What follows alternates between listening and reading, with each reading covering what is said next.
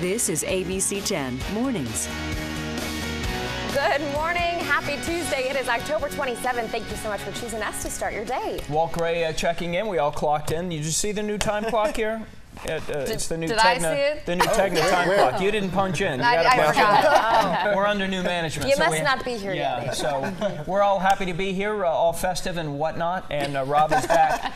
Rob's back from his trip to Montana. Big sky. Oh my gosh. Yeah. It's kind of funny. The wife and baby, they've been in Montana for the last 3 weeks or so. So they got fall. And then we get off the plane. And then now the leaves are starting to change here. So she goes, oh, this is great. I get to do fall again. All over again. Yeah, exactly. Yeah. I only come in and do weather when we're going to have rain from now on. Okay, good. So that's why I flew in. Right? Yeah. We got rain on the way. Once the storm's gone, I'm out of here. I'm back in Montana. All right, it's a good plan. Okay, so we do have rain and snow on the way. This is all good news. It's not the perfect setup. This is not a huge storm. This is not does not have all the bells and whistles, but it's what we have. And as you can see, we've got some clouds moving in today. Yesterday, really warm. It was sunny, mostly dry, but you can see we've got some scattered light showers off the coast. So when you look at it from that vantage point, it looks great. We'll go ahead and show you this. Hey, look, this looks like a classic winter storm.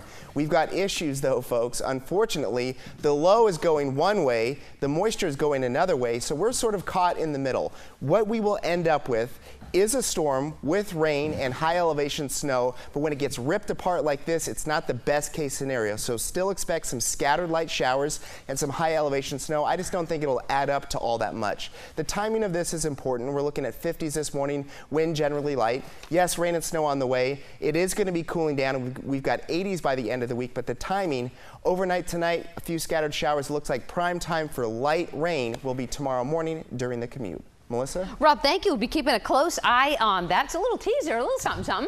Let's talk about our roadways right now. This continues. So for your early morning risers and commuters in Fairfield, westbound 80 closing about 10 at night until right about now, should be reopening right at the junction of northbound 680 on that connector to westbound 80, and also at Green Valley Road. Working on that artery in the meantime for about 2 weeks. There could be some overnight closures associated with that. What else is in store for you as you leave home? So far, so good, including into Sacramento, West Sacramento, Davis, Natomas, no major headaches. We're clocking speeds about 57 miles per hour. We'll talk drive times, how long it will take you to get to where you're going in just a bit. Now back to you. All right, right around 57 miles per hour. Got it. All right, Melissa, thanks. Happening today, the Sacramento City Council is set to vote tonight on whether or not to approve the minimum wage ordinance. ABC 10's Haley Gunther is live this morning with more on the growing opposition to the plan and also those on the other side. Good morning, Haley. Dina, good morning. Well, a pretty unusual set of circumstances before the Sacramento City Council. Both business and labor are actually against this proposal, and some are saying that they wish that this process would be halted altogether right here in Sacramento. If passed, minimum wage would go up to $12.50 an hour by 2020. The recommendation is well short of the $15 an hour labor activists really want, and exemptions like those for tipped workers and teens under the age of 18 have been criticized. The City Council can make some small changes tonight ahead of the vote, but if those changes are significant, this will need to go through the process again. And the proposal, the minimum wage would also rise annually after the year 2020, and this is pegged to increase in the Consumer Price Index. It's yet another point the task force that was put together by Mayor Kevin Johnson for this issue is disagreeing with. No matter what the City Council does decide and vote to do tonight, the minimum wage will be going up.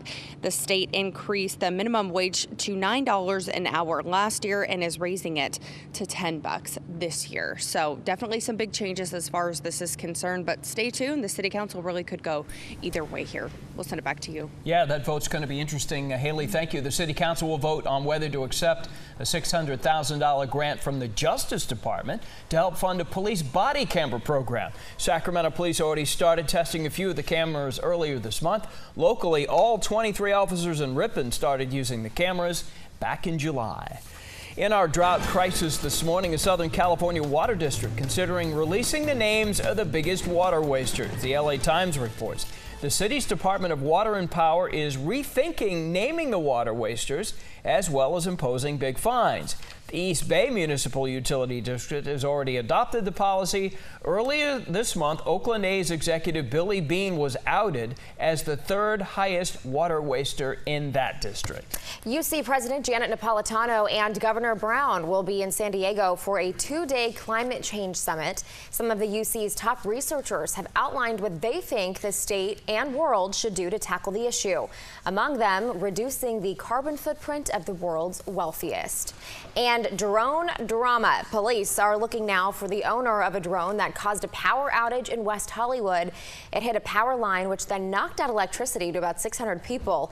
It also caused a big traffic jam, as if that area didn't already need some help with that. I know, more traffic. All right, here's a look at what is trending today. Imagine biting into a 1-year-old biscuit. Huh? How does that sound? Pretty good for your breakfast this morning? A biscuit that survived the sinking of the Titanic. It just sold at auction. A Greek collector bought it for $23,000. The biscuit, similar to a cracker, well, you know, it was part of a survival kit that would have been found in a Titanic rescue boat. So it was, that's interesting. It was part of the Titanic, or wasn't? It was just like, it was. Would have been. It was. Well, okay, it was. So it's It a was, real biscuit from the Titanic. It was in the survival kit that was on the boat that sunk, and they, you know, found the survival kit, and the biscuit was still intact in the wrapper. Yeah. So what do you do with the biscuit? You're not eating that $23,000 biscuit. I honestly, I would want to take a little bite of it. I'd want to see if it's stale. Just enough to. I'm sure it would be much like concrete. Yeah, a little stale. A little stale. With a little bit of extra sea salt. Yeah, I guess. Perfect. All right. So yes. All right, straight ahead on ABC 10 Mornings. It is being called the stinky way to travel. Wow, that's what some are saying about riding transit in Sacramento. Ever been on light rail? We'll explain the new rules being proposed to keep the ride pleasant and scented for all. And talk about a serious pit stop. We will reveal why this pontoon plane had to make an emergency landing on the Sacramento River yesterday.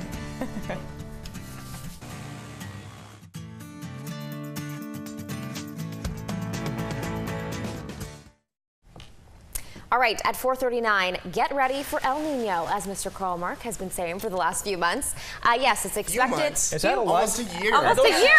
Okay. Are those live pictures right now outside our studio? No, they are not. No, but a hearing will include some testimony from experts at Caltech, the Army Corps of Engineers, and others. A concern is that a historically strong El Nino could dump, of course, too much water on California all at once, which would then be very bad for the parched ground. Can't absorb all of that water. Sorry, yes, you're right. A year or so is how long you've been talking about it, Rob. Don't take my credit away. It's a good thing you said all that, Dina, because now Rob has nothing to say. I'm sorry. You know, so we can just skip his segment. So, well, Rob is in now. It is 4:40. We do weather and traffic on the 10s, and there you have it. There's the setup. Yep. Hit it. Yes. Okay. The ball is on the tee ball, on the tee. right? Go So on. all I have to do is just make contact. Yes. There's several storylines developing around El Nino. One is, when is it going to get here? How much rain are we going to get in total? And is it more Southern California than Northern California? All of those are very important points. And of course, we will spend the next few months talking about all of that, because I really don't expect the El Nino impacts to really hit California, especially Northern California, for at least the next month or so. We're starting to see some signs of life. I like this setup in general, and this is something we were talking about last week.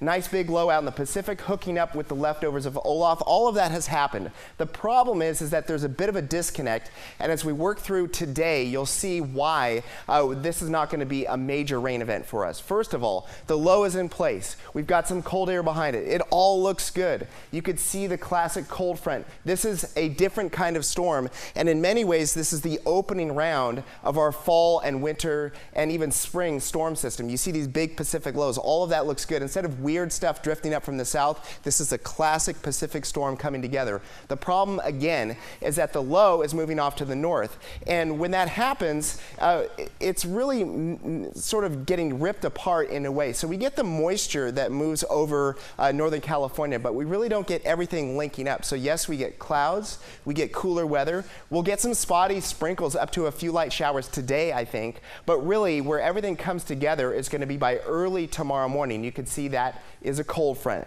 Again, the problem is by the time it gets here to Sacramento, Stockton, Modesto, Modesto, I think it'll start getting ripped apart. We're still looking at rain through the early morning commute and into the afternoon, but it's generally going to be scattered, it's going to be light, and then by tomorrow afternoon into the evening, it's out of here. Now, snow is part of the forecast, but because we've got so much warm, muggy air moving in, I think the snow levels won't be that big of a deal. 8,500 feet and up, so maybe some snow, some snow for the peaks surrounding Lake Tahoe, but probably not lake level snow, pass level snow, or anything like that. In other words, by the time this thing's out of here Wednesday and early Thursday, you'll see a little bit of snow surrounding Lake Tahoe, but I don't think there'll be any snow impacts whatsoever. In other words, you won't need chains or anything like that. The snow level's just a little bit too high. It's very early in the season to see that. 75 with clouds moving in today. Can't rule out an isolated sprinkle this afternoon. We're going to see some early morning light showers tomorrow, and then Thursday, Friday, a bit of a warming trend even through Saturday as we get into the low 80s again. Then we've got another system, generally light rain and snow, but notice the temperatures are really tanking by Monday. So this next one, Sunday into Monday, is going to be colder, and that one may have snow down to about 5,000 feet, and that would mean some snow impacts with that system. After that, we start to dry out and warm up, but just slightly. Melissa? Rob, a bit later we're going to talk about how Caltrans is preparing for El Nino. They're keeping a close eye on what Rob's been tracking, and we're keeping a close eye on your commute. We promised you drive time so you know how long it will take you to get to your destination. Here's how things are shaping up over the Tracy Triangle. 31 minutes, Tracy Boulevard to Vasco Road. 80, no issues to report. That includes if you're traveling over the Bay Bridge from Elk Grove. Still less than 21 minutes, northbound 5 and 99. You were talking stinky light rail. A councilman decided to take a 2-week experiment and ride regional transit, put the car aside. Last week did the buses. This week is doing light rail. Two things that popped up: fares and also security. We know Irene Cruz is going to talk more about the odiferous situation as well coming up right now. Back to you. Wow, odiferous situation. That's one way of saying it. And the fact that people aren't paying fare on light rail. That's amazing. All right, top stories we're following for you right now.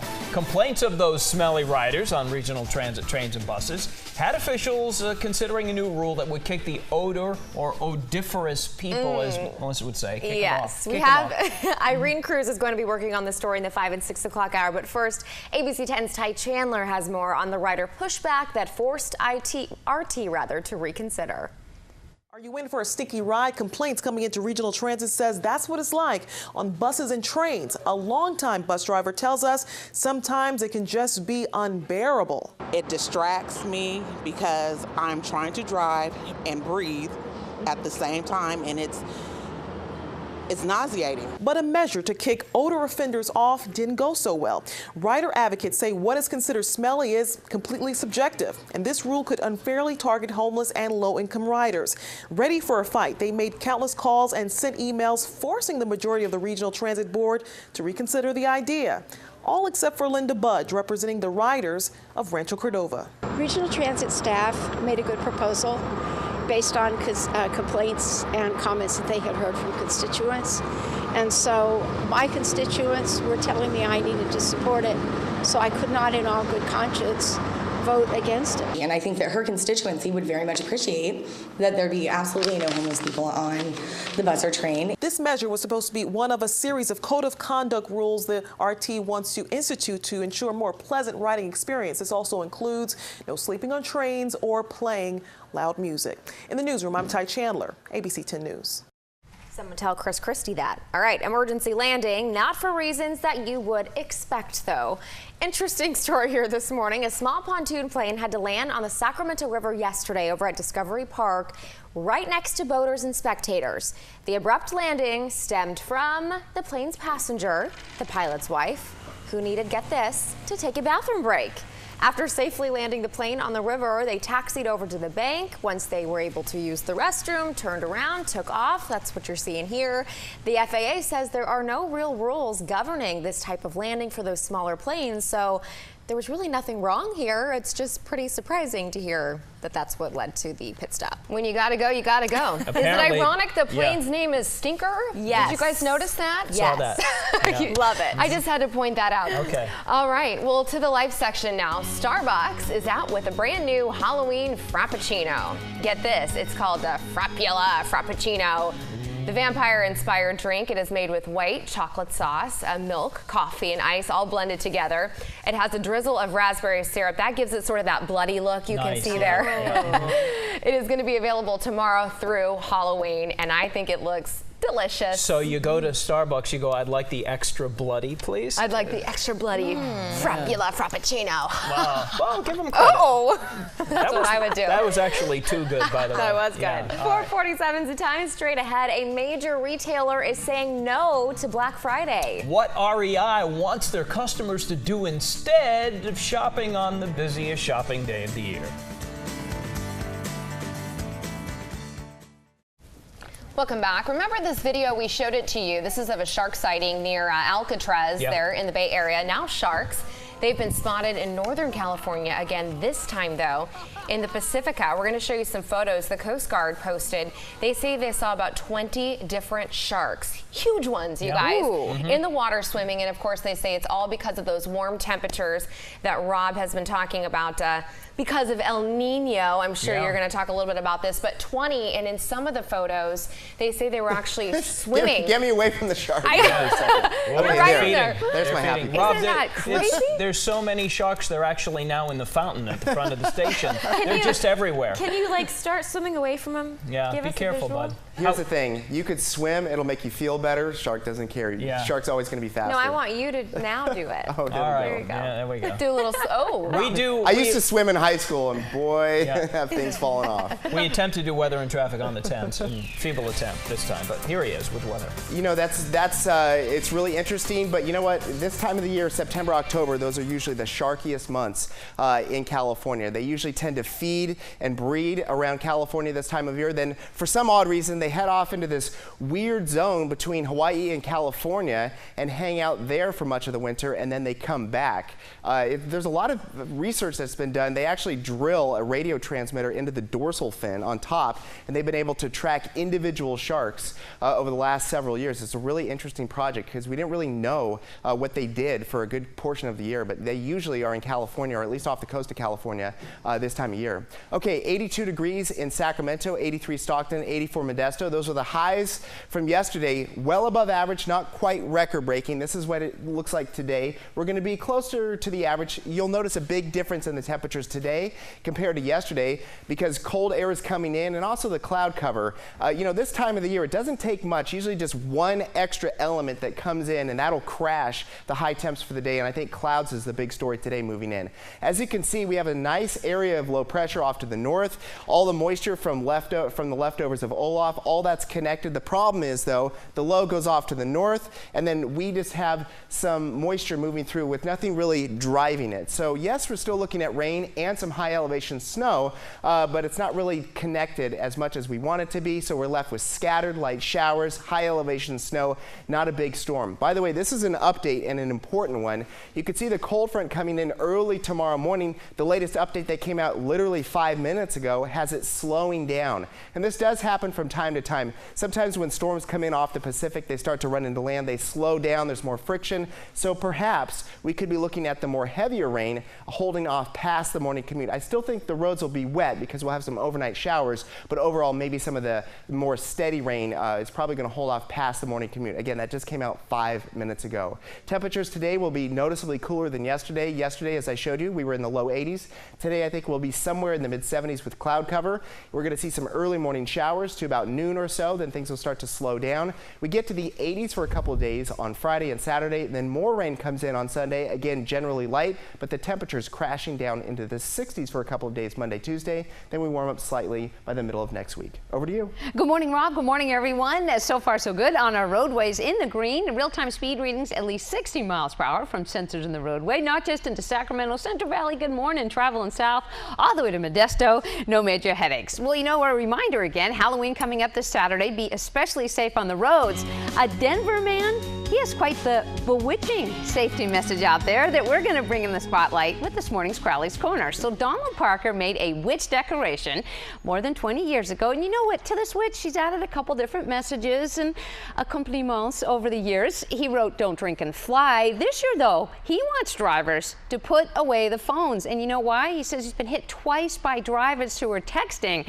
And he hopes this year's message next to the witch in his yard, "I was texting," casts the right spell. So a great way to get attention. He said his neighbors always ask, starting in October, where's the witch and what is she going to be saying next year? We've seen this sort of cartoon before, but this is taking it to the next step, and we appreciate what he's doing in the neighborhood just to get that awareness out. It's tongue-in-cheek, but it certainly makes you stop and think. Yeah, Well, it's a great idea. I love it. All of you witches who are watching, don't be texting when you fly. So This is true. Don't text, don't fly, don't text and drive. You know, all the usual. we got another valuable Crowley's Corner here early in the morning. All right, let's check in with your consumer champion, Mark Thompson, with what he's got going on.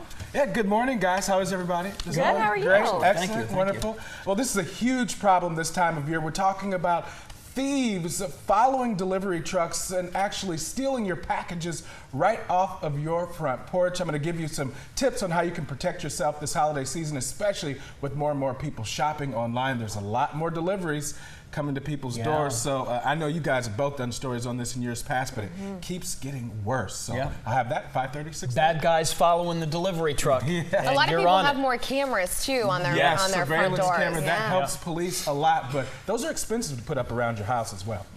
All right, good stuff. Thank you, Mark. Well, Black Friday is just 1 month away, but one sporting retailer will not be open. Here's America's Money with that and more. Hey, good morning. Topping America's Money, Black Friday, 1 month away, and shipping companies are ready. FedEx will handle 317 million packages before Christmas. That's up 12% over last year. The busiest shipping days will be the Monday after Thanksgiving and the first 2 Mondays in December. And the new great big Toys R Us Book of Awesome is now online. It is 96 pages with the hottest toys for Black Friday and the holiday season. It also includes some coupons and deals that begin on Sunday.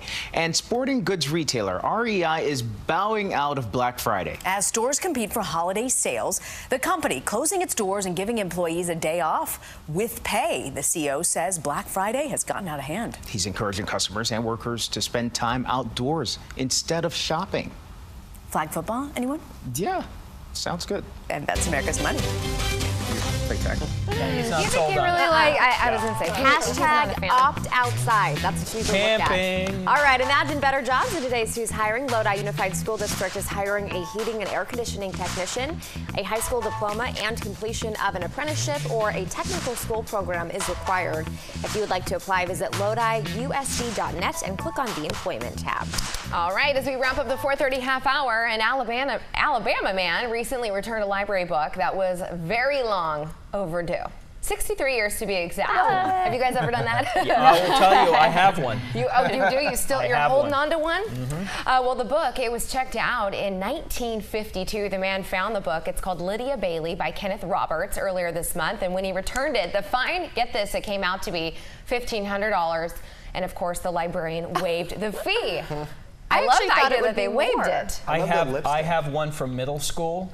It's called Hawk. It's the story about Hawk Harrelson. I still have it. It's like 43 years overdue. Oh, geez. I'm going to bring it back someday. Sure. Our next hour continues.